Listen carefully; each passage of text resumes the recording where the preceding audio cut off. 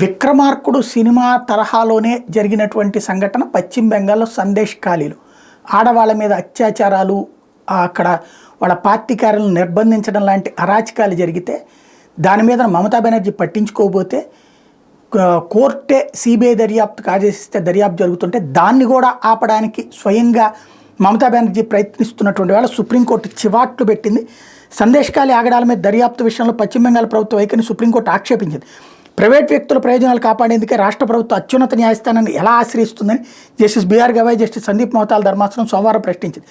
పశ్చిమ బెంగాల్లోని సందేశ్ ఖాళీలో మహిళలపై అగాత్యాలకు పాల్పడటం, భూముల కబ్జా చేయడం వంటి నేరాలు జరిగినట్టు ఆరోపణలు వచ్చిన సంగతి తెలిస్తే వీటి మీద సిబిఐ దర్యాప్తునికి ఆదేశిస్తూ ఈ నెల 10న కలకత్తా హైకోర్టు ఉత్తర్వులు జారీ చేసింది.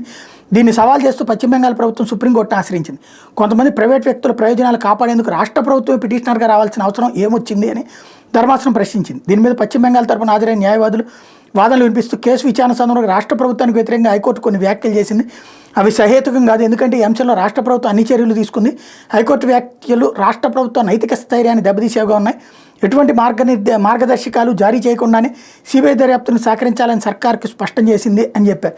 దీని మీద సుప్రీంకోర్టు స్పందిస్తూ ఆ వ్యాఖ్యలపై ఆక్షేపణ ఉంటే వాటిని తొలగించాలని హైకోర్టు ఆశ్రయించవచ్చు కదా అని ప్రశ్నించింది. ఆ తర్వాత వేసవి సెలవుల తర్వాత వాదనలు వింటామంటూ విచారణ జూలైకి వాయిదా వేసింది.